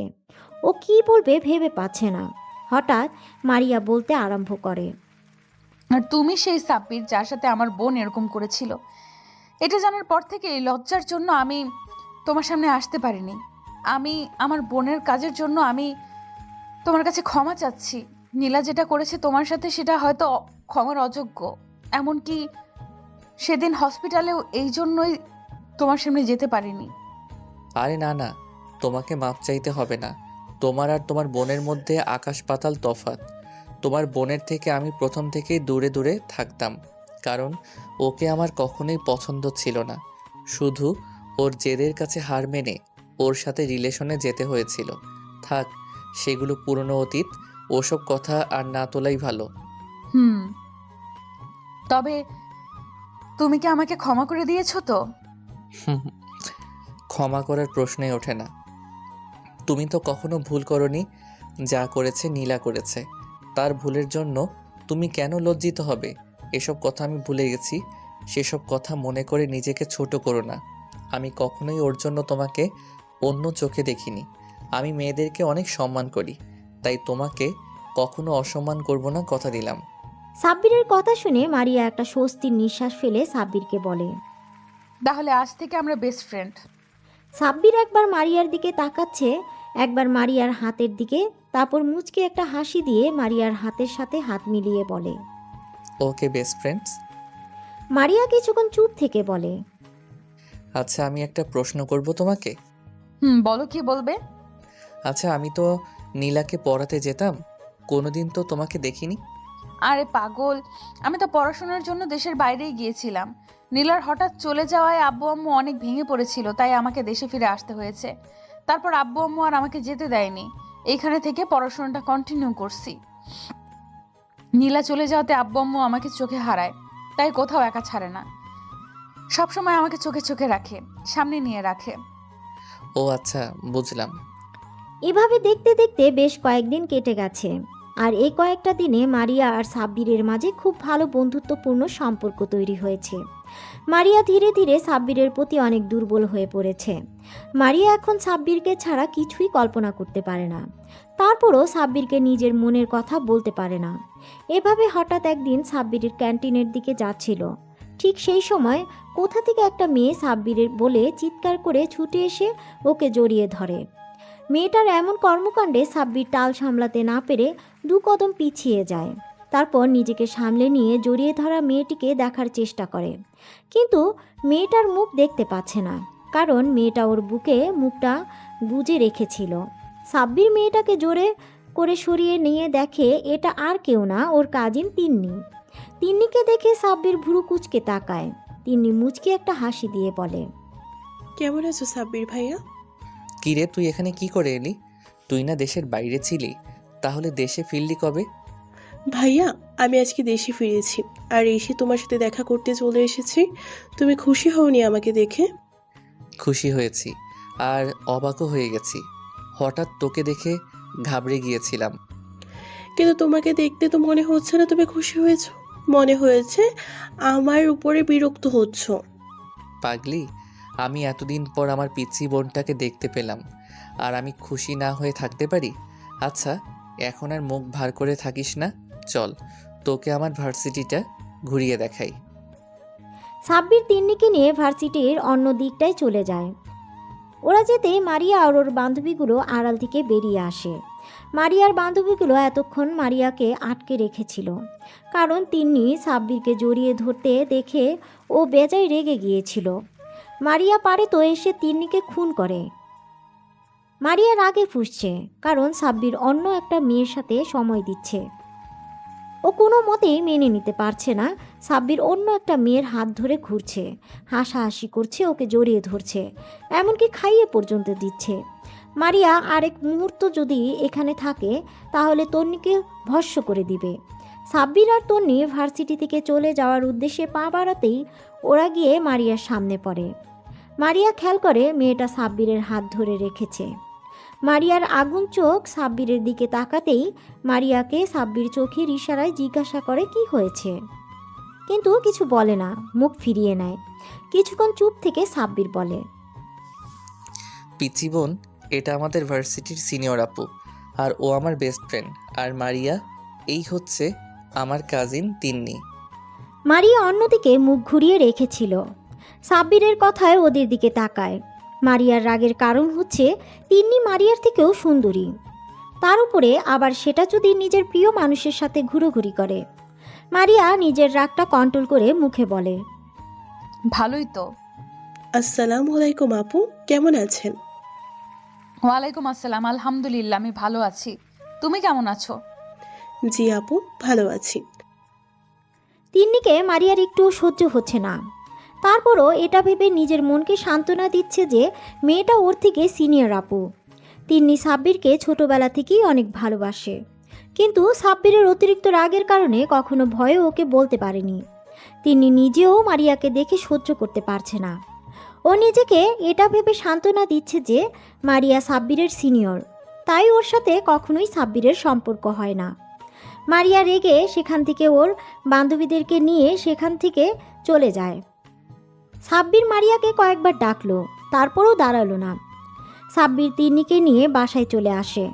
তারপর ভিতরে আসতেই আম্মু বলে, কিরে, তোরা চলে এসেছিস? মেয়েটাকে কতবার বললাম ভার্সিটিতে যেতে হবে না, তুই একটু পরেই চলে আসবি, তারপরও দেখা করতে চলে গেল। ও আমার সুইট কিউট আন্টি, আমি এতদিন পরে দেশে ফিরলাম আর ঋষি সাব্বির ভাইয়াকে দেখবো না, এটা কোনো কথা? আমি ভাইয়ার জন্য দেশে ফিরছি না। তিন্নির কথা শুনে সাব্বির অবাক হয়ে ওর দিকে তাকায়। তারপর ওর মাথায় একটা চাটি মেরে বলে, এই, তুই আমার জন্য দেশে ফিরেছিস মানে? সাব্বিরের হাতির চাটি খেয়ে তিন্নির হুঁশ ফিরে। বুঝতে পারে ও আবেগের বশে কি বলে ফেলেছে। তখন তিন্নি জিহ্বায় কামড় দিয়ে বলে, ওপস, না কিছু না। কথাটা বলেই তিন্নি ছুটে নিজের রুমে চলে যায়। তিন্নির চলে যাওয়া দেখে আম্মু মুচকি হাসি দিয়ে বলে, পাগলি মেয়ে একটা। তিন্নির কথাগুলো সাব্বিরের কেমন জানি লাগলো। তারপরও বিষয়টাকে খুব বেশি পাত্তা না দিয়ে নিজের রুমে চলে যায়। রুমে এসে বিছানায় ধপ করে শুয়ে পড়ে আর ভাবতে থাকে যে মারিয়া তখন ওভাবে রেগে চলে গেল কেন। আচ্ছা, এই মেয়ে সবসময় এমন করে কেন? আমি যদি কোনো মেয়ের সাথে কথা বলি তাও রেগে যায়, আগুন চোখে তাকিয়ে থাকবে, কখনো কোনো মেয়ের সাথে ফ্রেন্ডশিপ করতে দেয় না। এমন কেন করে মেয়েটা? আর আজকে কিনা শেষমেশ তিন্নিকে আমার সাথে দেখেও রেগে গেল। ও গড, আমি পাগল হয়ে যাব। কথাগুলো ভাবতে ভাবতে সাব্বির ঘুমিয়ে পড়ে। দেখতে দেখতে আরও কিছুদিন কেটে যায়। এই কয়েকদিনে মারিয়া সাব্বিরের সাথে ভালোভাবে কথা বলেনি, আর সাব্বিরও মারিয়াকে সময় দিতে পারেনি, কারণ তিন্নি সবসময় ওর সাথে থেকেছে। তিন্নির কারণে সাব্বির মারিয়াকে একটা কলও দিতে পারেনি। কয়েকটা দিন পর ঘটনা, সাব্বির সেদিন ক্লাস করছিল, তখন প্রিন্সিপাল স্যার এসে বলে, অ্যাটেনশন প্লিজ, সবার উদ্দেশ্যে বলা হচ্ছে, আগামী পরশুদিন আমাদের ভার্সিটি থেকে দুটো ব্যাচকে ট্যুরে নিয়ে যাওয়া হবে। তোমাদের ব্যাচ আর তোমাদের সিনিয়র একটা ব্যাচকে সিলেক্ট করা হয়েছে। সময় হাতে কম, তাই ডিটেলস জানতে হলে অ্যাকাউন্টস থেকে জেনে নেবে। দুদিনের ট্যুর হবে আর তোমাদের সবাই ফ্যামিলি থেকে যে কোনো একজন মেম্বারকে সাথে করে নিয়ে যেতে হবে। যারা যেতে চাও তারা ফর্মালিটিসগুলো পূরণ করে নেবে। কথাগুলো বলে প্রিন্সিপাল চলে গেলে আর সাব্বির বেশ খুশি হয়ে যায়। ক্লাস শেষ করে সাব্বির বাইরে আসতেই মারিয়া ওর সামনে আসে আর জিজ্ঞাসা করে, সাব্বির, তুমি কি ট্যুরে যাচ্ছ? হ্যাঁ যাব তো, কেন তুমি যাবে না? হ্যাঁ, আমিও যাব। মারিয়া বেশ কিছুক্ষণ চুপ থেকে ওর না আঙুলে পেঁচাতে পেঁচাতে আমতা আমতা করে বলল, আসলে মানে না, ওই হয়েছে কি। এমন সাপের মতো মোচড়ামোচড়ি করছো কেন? কি বলবে বলো? আমি কি কখনো তোমাকে কোনো বিষয়ে বকা দিয়েছি যার জন্য এমন ভয় পাচ্ছ বলতে? না, মানে তোমার পাশের সিটটা আমার জন্য রাখবে, অন্য কাউকে বসতে দিবে না। মারিয়া কথাটা বলেই লজ্জা পেয়ে মাথা নিচু করে নেয়। এই সামান্য বিষয় নিয়ে তুমি এমন আমতা আমতা করছো, এতে এত সংকোচ করার কি আছে? তুমি আমার ফ্রেন্ড, তুমি আমার পাশে বসতেই পারো। সাব্বিরের কথা শুনে মারিয়া বেশ খুশি হয়ে যায়, আর খুশির ঠেলায় হুট করে সাব্বিরকে জড়িয়ে ধরে গালে কিস করে দেয়। মারিয়ার কর্মকাণ্ডে সাব্বিরের চোখ বড় বড় করে মারিয়ার দিকে তাকায়, আর তাতে মারিয়া লজ্জা পেয়ে যায়, বুঝতে পারে কি করেছে। অতিরিক্ত খুশিতে এমন একটা কাজ করে ফেলেছে, কিন্তু এখন সাব্বিরকে কিভাবে বোঝাবে? মারিয়া লজ্জা পেয়ে দৌড়ে সেখান থেকে পালিয়ে যায়। আর সাব্বির ওদিক এদিক তাকিয়ে মাথা চুলকাতে চুলকাতে মুচকি একটা হাসি দিয়ে চলে যায়। দুদিন পর সাব্বির ট্যুরে যাওয়ার জন্য বাসে উঠে সিটে বসে আসে। সাব্বির আজকে মন খারাপ। আচ্ছা, আপনারা হয়তো ভাবছেন কেন ওর মন খারাপ, সবই বুঝতে পারবেন। তো যাওয়ার সময় হয়ে আসলে মারিয়া এসে সাব্বিরের পাশে বসতে গেলে তখনই কোথা থেকে তিন্নি এসে মারিয়াকে সরিয়ে দিয়ে সাব্বিরের পাশে বসে পড়ে। এবার আপনারা বুঝতে পারলেন তো সাব্বিরের মন খারাপের কারণ। মারিয়ার অনেক কষ্ট হচ্ছে সাব্বিরের পাশে তিন্নিকে দেখে, তারপরও মারিয়ার কিছু বলে না। সাব্বিরের পিছনের সিটে বসে পড়ে। তিন্নি সাব্বিরের কাঁধে মাথা দিয়ে ওর একটা হাত জড়িয়ে ধরে চোখ বন্ধ করে নেয়, যেটা দেখে মারিয়া আর নিজেকে কন্ট্রোল করতে পারে না। ও কান্না করে দেয়। তারপর একটা সময় কান্না করতে করতে ঘুমিয়ে পড়ে। উফ তিন্নি, বাসের মধ্যে এগুলো কি করছিস? সবাই কি ভাববে? একটু দূরে সরে বস, এটা বাসা নয়, পাবলিক প্লেস। ভাইয়া, তুমি আমাকে বকা দিচ্ছ? আমি কি তোমাকে একটু জড়িয়ে ধরতে পারি না? আমার তো বাসে ভয় লাগে, ওই জন্যই তো তোমার কাঁধে মাথা রেখেছি, আর তুমি আমাকে বকা দিচ্ছ। দেখ তিন্নি, তোর বাসে ভয় লাগে এজন্য আমি তোকে আমার সাথে আসতে বারণ করেছিলাম, কিন্তু তুই কি করলি? আম্মুকে দিয়ে শেষমেশ আমাকে রাজি করালি। তাহলে এখন এসব বলছিস কেন? আমাকে ছাড় আর দূরে সরে বস। কথাগুলো বলে সাব্বির তিন্নির থেকে নিজেকে ছাড়িয়ে নেয়। বেশ কয়েক ঘন্টা পর ওরা নির্দিষ্ট গন্তব্যস্থলে পৌঁছায় যায়। বাস থামতেই বা সবাই এক এক করে বাস থেকে নেমে যায়, কিন্তু সাব্বির খেয়াল করে মারিয়া নামছে না। সাব্বির আবারও বাসে উঠে গেলে তিন্নি ওর হাত ধরে আটকে দিতে বলে। কোথায় যাচ্ছ ভাইয়া? আমি তো এখানে। তিন্নি, হাতটা ছাড়, আমি মারিয়াকে খুঁজতে যাচ্ছি। ও এখনো বাসা থেকে নামেনি। আমার হাতটা ছাড়, আমি ওকে নিয়ে আসি। কেন? তোমার ওকে আনতে যেতে হবে কেন? ও কি একা একা আসতে পারে না নাকি? উনি কি আনন্দ? কোনো বাচ্চা আসতে পারবে না? ও বাসা থেকে নামলো কি নামলো না তাতে তোমার কি? সব সময় তোমাকে কেন যেতে হবে? তোমাকে আমি কোথাও যেতে দিব না। তিন্নির কথা শুনে সাব্বির বেশ রেগে যায় আর বলে, লিমিট ক্রস করিস না। তিন্নি, হাতটা ছাড়। মারিয়া আমার বেস্ট ফ্রেন্ড, ওর সম্বন্ধে তুমি এরকম করে আর একটা ওয়ার্ড বললে আমার থেকে খারাপ আর কেউ হবে না। তুই আমার বোন আর ও আমার বেস্ট ফ্রেন্ড, তাই তুই তোর লিমিটের মধ্যে থাক। সাব্বির তিন্নির হাত থেকে নিজের হাতটা ছাড়িয়ে নিয়ে বাসের ভিতরে যায়। গিয়ে দেখে মারিয়া জানালার ধারে মাথা ঠেকিয়ে ঘুমিয়ে পড়েছে। সাব্বির গিয়ে মারিয়ার পাশে বসে। খেয়াল করে ওকে ঘুমন্ত অবস্থায় একদম পরীর মতো লাগছে।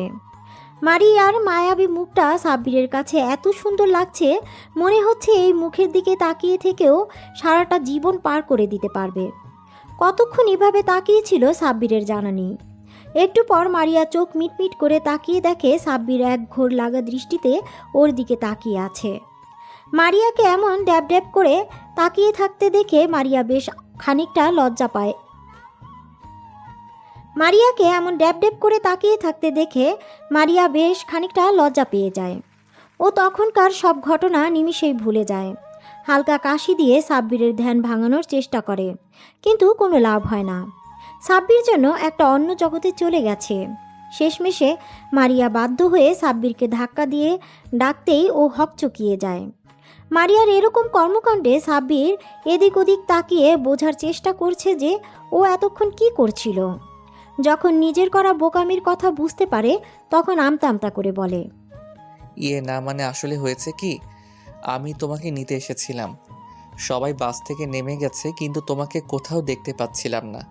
তাই ভাবলাম বসে আছো আর এসে দেখি তুমি ঘুমাচ্ছ, তাই তোমাকে জাগানোর ইচ্ছা হয়নি, সেজন্যই অপেক্ষা করছিলাম। আচ্ছা তাই বুঝি। তো আমার ঘুম যেন না ভাঙে সেজন্য কি তুমি নিজেও ঘুমিয়ে গেছো? আমি কখন থেকে তোমাকে ডাকছি আর তুমি অন্য জগতে চলে গেছো? মারিয়ার কথা শুনে সাব্বির মাথা চুলকাতে চুলকাতে বলে, না ওই আর কি একটু একটু। সাব্বিরের কথাতে মারিয়া আবারও একটা ভুবন ভুলানো হাসি দেয়, যে হাসিটা সাব্বিরের বুকের বা পাশে গিয়ে লাগে। তখন ও নিজেও হাসে। বাসের মধ্যে দুজনে হাসির শব্দ শুনে তিন্নি আর বাইরে থাকতে পারল না। ও বাসের ভিতরে উঠে এসে দেখে যে সাব্বির আর মারিয়া হাসছে। মারিয়া হাসতে হাসতে একেবারে সাব্বিরের গায়ের উপর ঢলে পড়ছিল। এমন কিছু দেখে তিন্নি রেগে হনহন করে সাব্বিরদের সামনে এসে বলে, কি হচ্ছে কি ভাইয়া? সবাই বাইরে তোমার জন্য অপেক্ষা করছে আর তোমরা এখানে কি করছো? তুমি এক্ষুনি আমার সাথে চলো। তিন্নি কাউকে কিছু বলার সুযোগ না দিয়ে সাব্বিরের একটা হাত ধরে টানতে টানতে নিয়ে যেতে লাগলো। তিন্নির এমন বিহেভিয়ারে মারিয়া তখনকার কথাগুলো মনে পড়ে আর সাথে সাথে ওর মন খারাপ হয়ে যায়। তিন্নি সাব্বিরকে নিয়ে চলে যায় আর মারিয়াও ওদের পেছন পেছন বাস থেকে নেমে পড়ে। মারিয়া ওর বান্ধবীদের সাথে আড্ডা দিতে লাগলো। সবার সাথে আড্ডা দিয়ে মারিয়ার মনটা ভালো হয়ে যায়। তারপর ওরা সবাই মিলে যে হোটেল বুক করেছিল সেখানে চলে যায়। হোটেলের প্রত্যেকটা রুমে 5 জন করে থাকতে পারবে। মারিয়া ওর বান্ধবীরা একটা রুমে চলে যায়। আর এই দিকে সাব্বির ভাইয়া, আমি ওই মেয়েগুলোর সাথে এক রুমে থাকবো না। তুমি কিছু একটা করো। আমি কিভাবে তোমাকে ছাড়া থাকবো? আমার রাতে একা ঘুম আসবে না। আমি নতুন জায়গায় ঘুমাতে পারি না। নতুন জায়গায় একা একা থাকলে আমার অনেক ভয় লাগে। তিন্নির কথা শুনে সাব্বির রেগে গেল আর বলল, তিন্নি, তুই কি বলছিস এসব? তোর কি মাথা ঠিক আছে? তুই কি পাগল টাগল হয়ে গেলি নাকি? তুই কি ছোট বাচ্চা নাকি যে তুই আমার রুমে থাকবি? তোকে আমি আগে আসতে বারণ করেছিলাম, আর এখন এখানে এসে এরকম নাটক করছিস? এসব নাটক বন্ধ কর। তোকে কি একা একটা রুম দেওয়া হয়েছে যে তুই একা থাকতে ভয় পাবি? তোর সাথে ওই রুমে আরও 4টে মেয়ে থাকবে, আর আমার এই রুমে আরও 4টে ছেলে থাকবে। এখন ঢং না করে সোজা নিজের রুমে যা। অনেক রাত হয়ে গেছে, রুমে গিয়ে ঘুমিয়ে পড়। কালকে সকালে আবার বেরোতে হবে, তারপর রাতে আবার এখান থেকে বাসায় ফিরতে হবে। ভাইয়া ভাইয়া, তুমি আমাকে এমন করে বলতে পারলে? আমি ওদের সাথে থাকবো। ওরা কি আমার পরিচিত নাকি? পিচ্ছি পড়ি, এই পাগলি, তুই কান্না করছিস কেন? দেখ, আমি তো শুধু তোকে কথাগুলো বোঝানোর জন্যই এমন করে বললাম, না হলে তুই তো আমার কথা বুঝতেই চাইছিলি না। এখন কান্না বন্ধ করে রুমে যা, ফ্রেশ হয়ে ঘুমিয়ে পড়। আচ্ছা ঠিক আছে, যাচ্ছি। কালকে কিন্তু তুমি আমার সাথে ঘুরবে, আর কারোর সাথে না। কথা দাও, তবেই আমি যাব। আচ্ছা ঠিক আছে। সত্যি? Thank you thank you thank you thank you ভাইয়া, I love you. Tinni room থেকে চলে যায়। পরের দিন সকালবেলায় সবাই রেডি হয়ে নাস্তা করে হোটেলের বাইরে অপেক্ষা করছে সবার জন্য। সবাই নিচে আসলে প্রিন্সিপাল স্যার মানে মারিয়ার আব্বু বলে, সবার উদ্দেশ্যে বলছি, কেউ একা কোথাও যাবে না, সবাই সবার সাথে থাকবে। প্রিন্সিপালের কথাতে সবাই সম্মতি জানায়। তারপর সবাই ঘুরতে বেরিয়ে পড়ে। অন্যদিকে মারিয়া শুধু দূর থেকে সাব্বিরকে আর তিন্নিকে ফলো করছে। সাব্বিরের পাশে তিন্নিকে মারিয়া কিছুতেই মেনে নিতে পারছে না। মারিয়ার ভেতরটা কষ্টে ফেটে যাচ্ছে, কিন্তু কারোর সামনে প্রকাশ করছে না। মারিয়া অন্যমনস্ক হয়ে বান্ধবীদের সাথে ঘুরছে আর সাব্বিরকে ফলো করছে। সাব্বির যখনই মারিয়ার দিকে তাকাচ্ছে তখনই মারিয়া জোর করে হাসার চেষ্টা করছে। একটা সময় ওরা সবাই মিলে একটা লেকের পাড়ে আসে। লেকের পাড়ে আসতেই মারিয়ার বান্ধবীগুলো ওকে বলল, দেখ মারিয়া, তুই কিন্তু একদম লেকের ধারে যাবি না। তুই যে সাঁতার জানিস না সেটা কি তোর মনে আছে? একবার যদি পা পিছলে পড়ে যাস তাহলে এখান থেকে না আর বেঁচে ফিরতে পারবি না। মনে আছে রে দোস্ত, সবই মনে আছে, আমি কিছুই ভুলিনি। মারিয়াদের এই সমস্ত কথা তিনি আড়াল থেকে শুনে নেয় আর একটা ডেবিল হাসি দেয়। সাব্বির ফোন দিয়ে সুন্দর কিছু মুহূর্ত ক্যামেরা বন্দি করছিল। ও খেয়ালই করেনি মারিয়া কোথায় আছে। একটা সময় ওর বান্ধবীরা সবাই প্রকৃতির অনুরূপ সৌন্দর্য দেখছে আর মারিয়া একা হয়ে পড়ে। আর সেই সুযোগে পিছন থেকে তিন্নি গিয়ে ওকে ধাক্কা দিয়ে লেকের পানিতে ফেলে দেয়। মারিয়া লেকের পানিতে পড়ে সাথে সাথে চিৎকার দিয়ে ওঠে আর বারবার সবাইকে ডাকতে থাকে।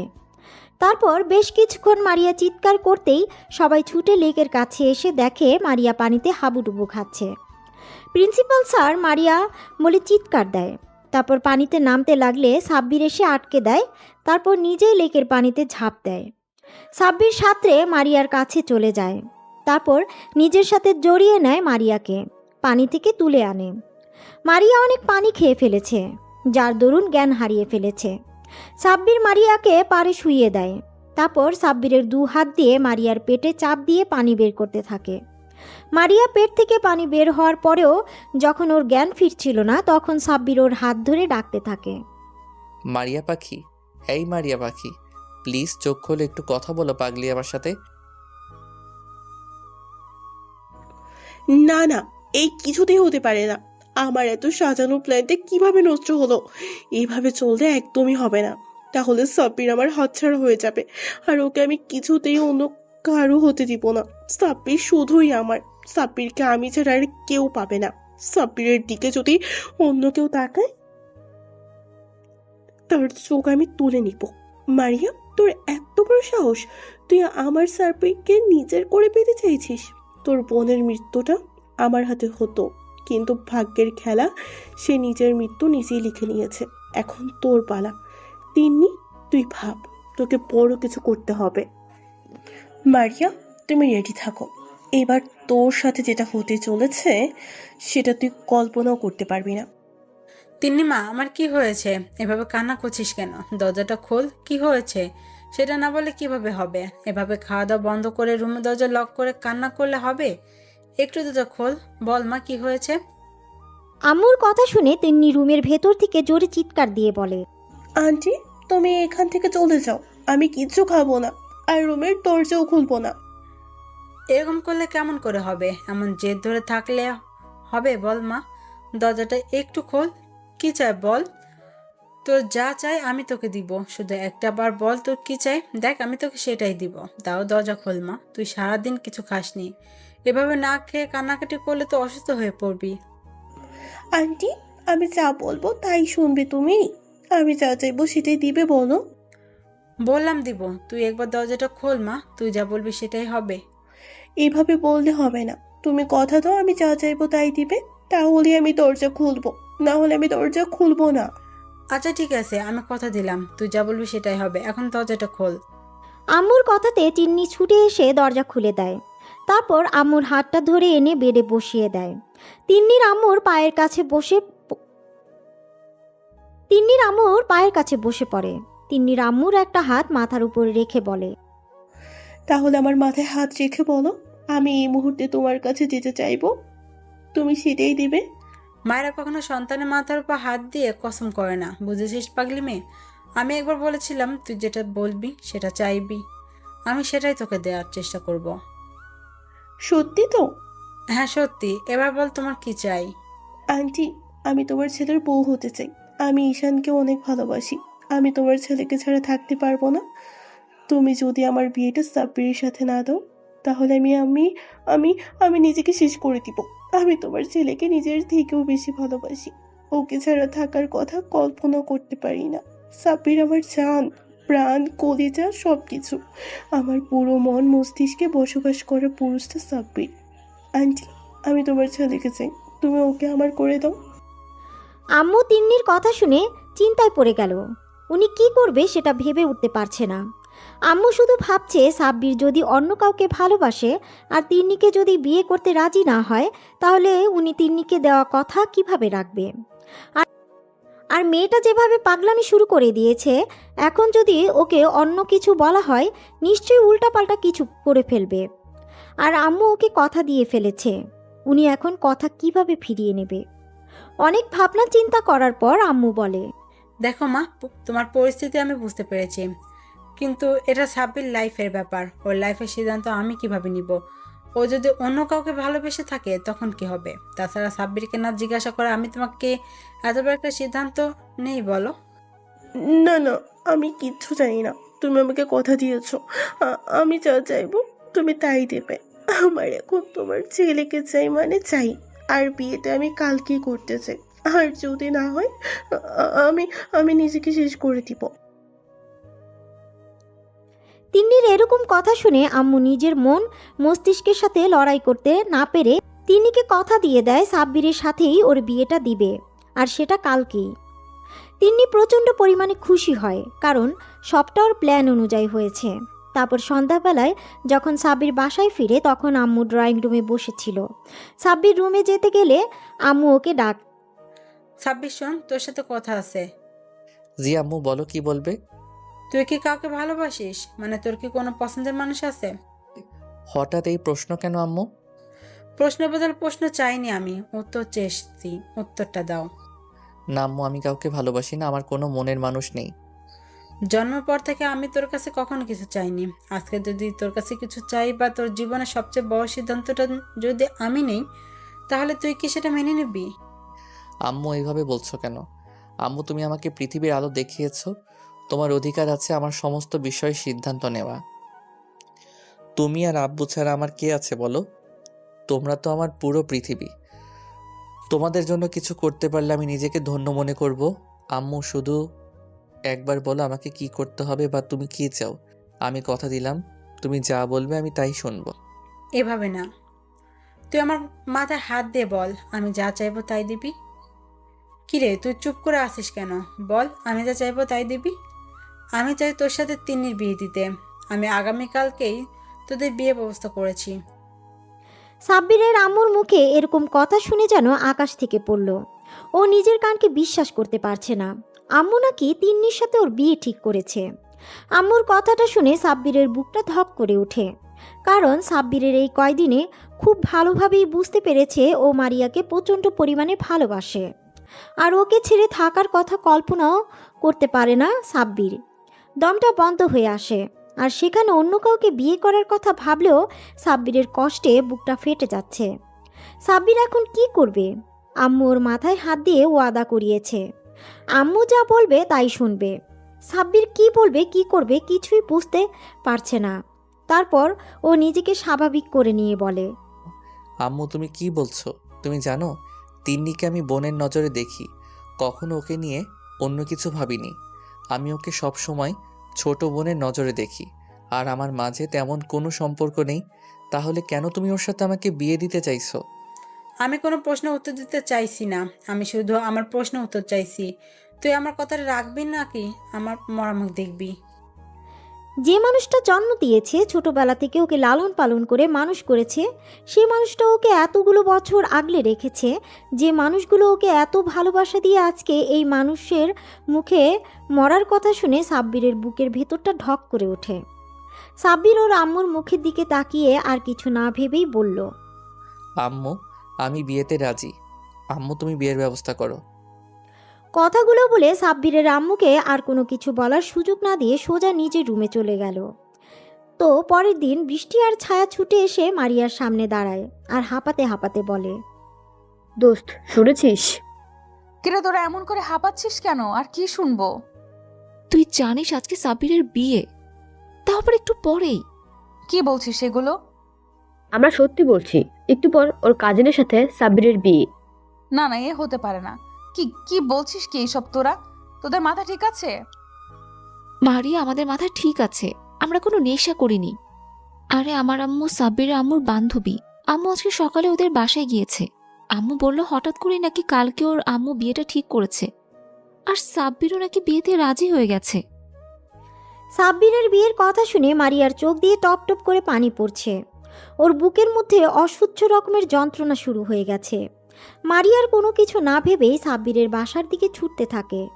তারপর কিছুটা এসে একটা সিএনজি করে সাব্বিরদের বাসার সামনে চলে আসে। মারিয়া সিএনজি থেকে নেমে ভাড়া মিটিয়ে দিয়ে ছুটে বাসার গেটে দরজার সামনে গিয়ে এক নাগাড়ে কলিং বেল দিতে থাকে। একটা সময় আম্মু এসে দরজা খুলে দিতেই দেখে মারিয়া দাঁড়িয়ে আছে। মারিয়াকে দেখে আম্মু বলে, আরে মামনি, তুমি ভেতরে আসো। তুমি অনেক ভালো একটা দিনে আসছো। আজকে আমার ছেলের বিয়ে। আন্টি, সাব্বিরের রুম কোনটা? উপরে গিয়ে ডান দিকে রুমটা।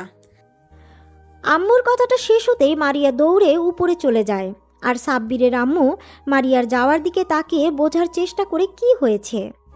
অন্যদিকে সাব্বির নিজের রুমের ব্যালকনিতে দাঁড়িয়ে চোখের জল ফেলছিল। এই মুহূর্তে রুমে কারো উপস্থিতি টের পেতেই চোখের পানি মুছে নেয়। তারপর পিছন ফিরে দেখে মারিয়া কান্না ভেজা চোখে ওর দিকে তাকিয়ে আছে। মারিয়া ছুটে সাব্বিরের কাছে এসে ওর শার্টের কলার ধরে বলে, ওই, তোর সাহস কি করে হয় আমাকে ছেড়ে অন্য কাউকে বিয়ে করার? তুই জানিস না আমি তোকে ছাড়া বাঁচবো না, তোকে ভালোবাসি। তুই কি আমার চোখের ভাষা বুঝিস না? সাবির, আমি তোকে ছাড়া বাঁচতে পারবো না। তুই এই বিয়েটা কখনো করবি না। তুই শুধুই আমার, তুই অন্য কারো না। সাব্বির এতক্ষণ নিজের মনকে এটা বলে সান্ত্বনা দিচ্ছিল যে মারিয়া ওর সিনিয়র আপু, আর মারিয়া হচ্ছে অনেক ধনী পরিবারের মেয়ে। ও কখনো সাব্বিরকে ভালোবাসতে পারে না। সাব্বির মারিয়াকে পাগলের মতো ভালোবাসে, তারপর ও ভালোবাসে সেটা না বলায় রয়ে গেছে। অন্যদিকে মারিয়া সাব্বিরকে এতটা বেশি ভালোবাসে সেটা বলার আগেই সাব্বির ওর লাইফ থেকে হারিয়ে যাচ্ছে। সাব্বির চুপ করে আছে দেখে সাব্বির ওর শার্টের কলার ঝাঁকিয়ে আবারও বলল, এই তুই কথা বলছিস না কেন? আমি কি বলছি তুই শুনতে পাসনি? ভালোবাসি তোকে, আমি তোকে ছাড়া বাঁচবো না। তুই ওই তিন্নিকে বিয়ে করবি না। তুই যদি ওকে বিয়ে করিস আমি নিজেকে শেষ করে দিব। তুই শুধু আমার, না হলে অন্য কারো না। সাব্বির মারিয়ার কথার প্রতি উত্তরে কিছু বলতে যাবে তখনই দরজার দিকে তাকিয়ে দেখে ওর আব্বু আম্মু দাঁড়িয়ে আছে। আর শুধু আব্বু আম্মু নয়, বিয়েতে যে কয়জন লোক এসেছিল সবাই দাঁড়িয়ে আছে, আর সবার পিছনে তিন্নি দাঁড়িয়ে আছে।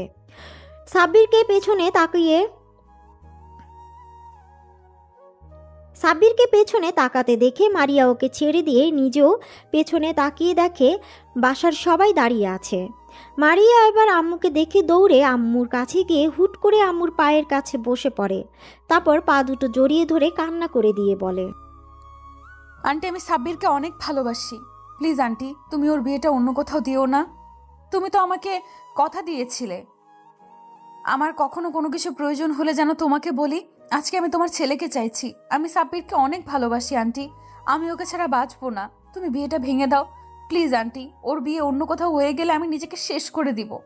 আমি ওকে ছাড়া থাকার কথা চিন্তাও করতে পারি না, কল্পনাও করতে পারি না। আম্মু এতক্ষণ একটা ঘোরের মধ্যে ছিল, তাই মারিয়া এভাবে পায়ে পড়ে কান্নাকাটি করাতে আম্মু ঘাবড়ে গিয়ে পিছিয়ে যায়। তারপর মারিয়াকে উঠিয়ে নেয়।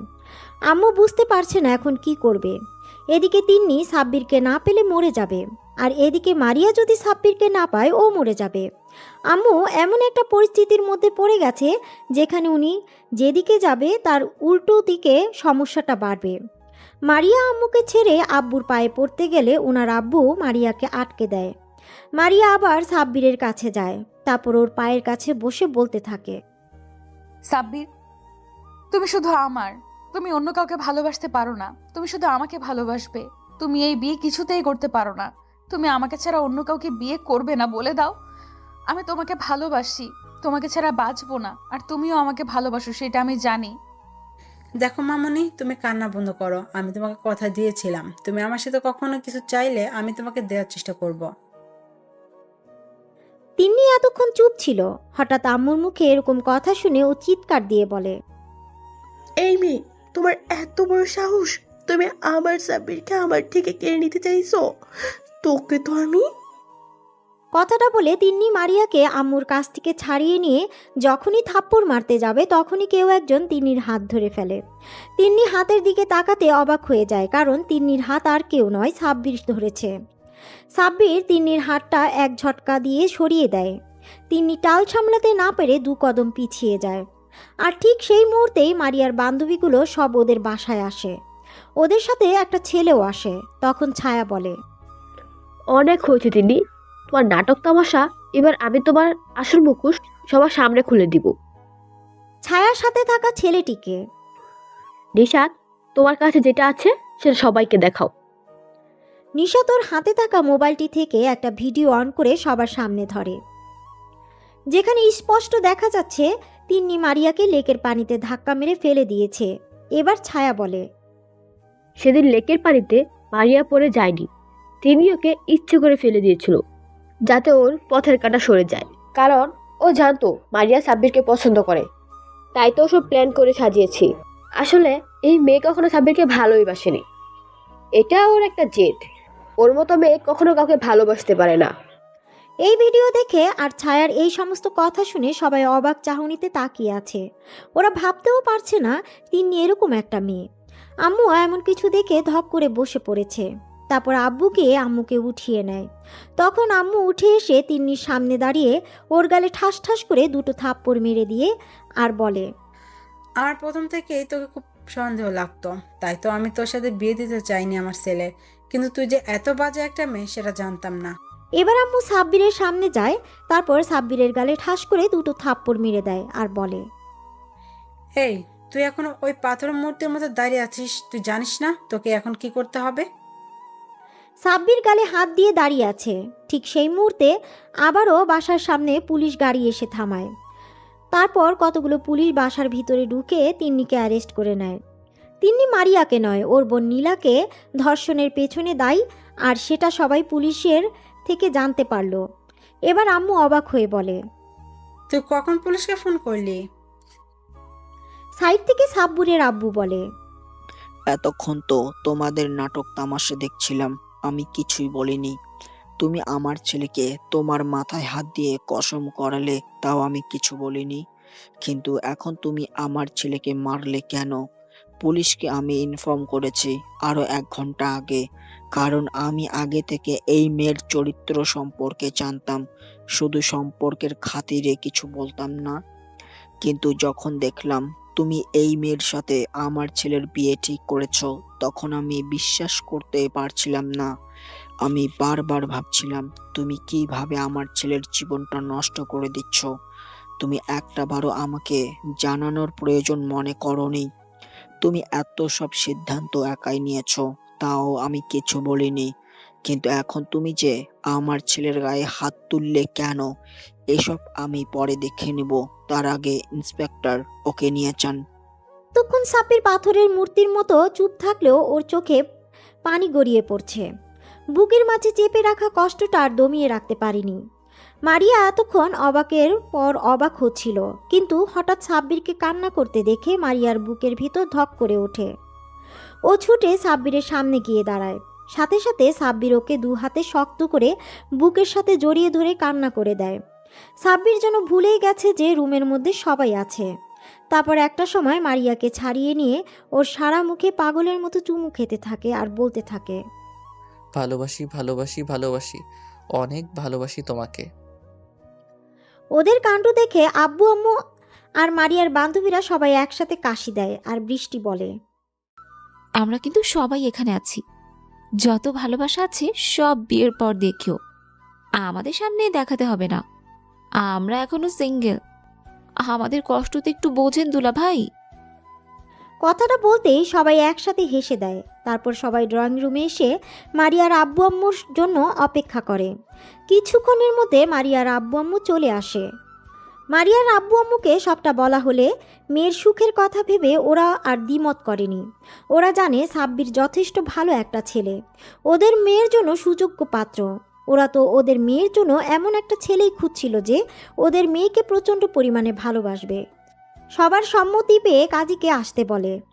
কাজী সাহেব, বিয়ের কাজ শুরু করেন, সাফল্যের জন্য করতে হবে। কাজী সাহেব বিয়ের কাজ শুরু করে। একটু পরে কাজী সাহেব মারিয়াকে কবুল বলতে বললে মারিয়া 3 বার কবুল বলে দেয়। তারপর কাজী সাহেব সাব্বিরকে কবুল বলতে বললে ও মারিয়ার দিকে তাকিয়ে 3 বার কবুল বলে দেয়। ওরা দুজন একটা পবিত্র বন্ধনে আবদ্ধ হয়ে যায়।